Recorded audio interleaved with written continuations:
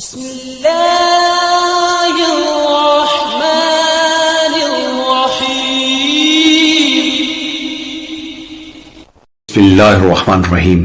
دوستان محترم، آج ہم آپ کو سنانے جا رہے ہیں دو دلچسپ واقعات۔ پہلا دلچسپ واقعہ حجر اسود کا ہے۔ آپ کو علم ہے نا کہ یہ سیاہ پتھر چاندی کے قدیم فریم میں خانہ کعبہ میں نصب ہے۔ طواف، عمرہ یا حج کے دوران ہم اس کو بوسہ دیتے ہیں۔ یہ روایت بہت پرانی ہے اور ہمارے پیارے رسول اکرم صلی اللہ علیہ وآلہ وسلم نے بھی اس کو بوسہ دیا۔ اور جب حضرت عمر طواف کر رہے تھے تو آپ نے حجر اسود کو بوسہ دینے سے قبل فرمایا تھا کہ انہیں علم تھا کہ وہ صرف ایک پتھر ہے اور کچھ نہیں، مگر چونکہ رسول اکرم صلی اللہ علیہ وآلہ وسلم نے بوسہ دیا تھا، صرف اسی وجہ سے وہ بھی اس کو بوسہ دے رہے ہیں۔ حجر اسود کی واپسی ایک تاریخی واقعہ ہے۔ ذی الحج 317 ہجری کو بحرین کے حاکم ابو طاہر سلیمانی کرامتی نے مکہ معظمہ پر قبضہ کر لیا۔ خوف و ہراس کا یہ علم تھا کہ اس سال حج بیت اللہ نہ ہو سکا، کوئی بھی شخص عرفات نہ جا سکا۔ یہ اسلام میں پہلا ایسا موقع تھا۔ حج بیت اللہ موقوف ہو گیا۔ اس ابو طاہر کرامتی نے حجر اسود کو بیت اللہ سے نکالا اور اپنے ساتھ بحرین لے گیا۔ پھر بنو عباس کے خلیفہ مقتدر باللہ نے ابو طاہر کے ساتھ معاہدہ کرنے کا فیصلہ کیا اور 30,000 دینار دیے اور حجر اسود خانہ کعبہ کو واپس کیا گیا۔ یہ واپسی 339 ہجری کو ہوئی۔ گویا 22 سال تک خانہ کعبہ حجر اسود سے خالی رہا۔ جب فیصلہ ہوا کہ حجر اسود کو واپس کیا جائے تو اس سلسلے میں خلیفہ وقت نے ایک بڑے عالم محدث عبداللہ کو حجر اسود کی وصولی کے لیے ایک وفد کے ساتھ بحرین بھیجا۔ یہ واقعہ علامہ سیوطی کی روایت سے اس طرح نقل کیا گیا کہ جب شیخ عبداللہ بحرین پہنچے تو بحرین کے حاکم نے ایک تقریب کا اہتمام کیا جہاں حجر اسود کو ان کے حوالے کیا جائے گا۔ اب انہوں نے ایک پتھر جو خوشبودار تھا خوبصورت غلاف سے نکالا کہ یہ حجر اسود ہے، اس لیے جائیں۔ محدث عبداللہ نے فرمایا کہ نہیں، بلکہ حجر اسود میں 2 نشانیاں ہیں، اگر اس میں یہ نشانی پائی جائیں تو یہ حجر اسود ہوگا ورنہ نہیں۔ ایک تو یہ کہ یہ ڈوبتا نہیں ہے، دوسرا یہ کہ آگ سے بھی گرم نہیں ہوتا۔ اس پتھر کو جب پانی میں ڈالا گیا تو ڈوب گیا، پھر آگ میں سے ڈالا گیا تو سخت گرم ہو گیا، یہاں تک کہ پھٹ گیا۔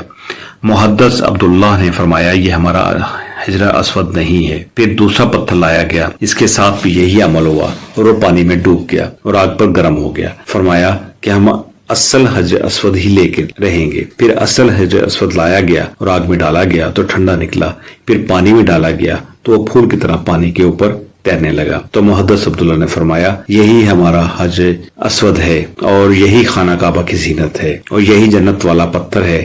اس وقت ابو طاہر کرامتی نے تعجب کیا اور پوچھا کہ یہ باتیں آپ کو کہاں سے ملی؟ تو محدث عبداللہ نے فرمایا یہ باتیں ہمیں جناب رسول اکرم صلی اللہ علیہ وآلہ وسلم سے ملی ہیں۔ یہ حجر اسود پانی میں ڈوبے گا نہیں اور آگ سے گرم نہیں ہوگا۔ ابو طاہر نے کہا کہ یہ دین روایت سے بڑا مضبوط ہے۔ جب حجر اسود مسلمانوں کو مل گیا تو اسے ایک کمزور اونٹنی کے اوپر لادا گیا جس نے تیز رفتاری کے ساتھ خانہ کعبہ پہنچایا۔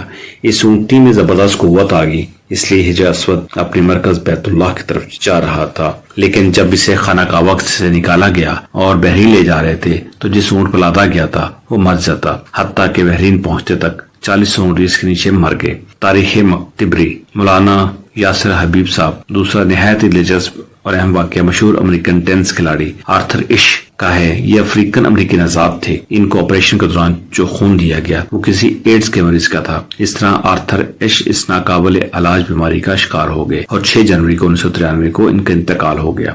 یہ 10 جولائی 1943 کو پیدا ہوئے۔ آرتھر ایش پہلے افریقن امریکی تھے جنہوں نے ڈیوس کپ میں امریکہ کی نمائندگی کی تھی اور پہلے سیاہ فام تھے جنہوں نے US اوپن اور ومبلڈن کپ 1975 جیتے تھے۔ وہ پہلے سیاہ فام امریکی تھے جو دنیا میں پہلے نمبر کے کھلاڑی بنے تھے۔ آرتھر ایش جب اس ہسپتال میں بیمار تھے تو ان کو ایڈز کی بیماری کی تشخیص ہو گئی تو پورے ملک میں ان کے لیے ہمدردی کے جذبات ابل پڑے اور لوگ ہر موقع پر ہر جگہ پر اس کا اظہار کر رہے تھے۔